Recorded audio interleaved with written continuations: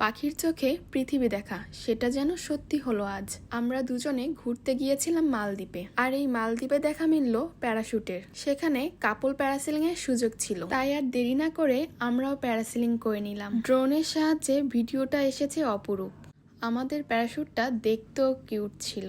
বিশাল এক স্মাইল ইমোজির জন্য প্যারাশুটের সৌন্দর্য যেন আরো বেড়ে গিয়েছিল। পরন্ত বিকালে নীল পানি আর নীল আকাশ মিলে একাকার হয়ে গিয়েছে। দেখতে কতই না সুন্দর লাগছে, মাশাআল্লাহ। যতটুকু সময় এই প্যারাসেলিং এ ছিলাম সেই সময়টুকু যেন ভোলার নয়। মালদ্বীপে এসে সাগরের উপরে উঠলাম, সাগরের নিচে গিয়েছি, আর কি চাই।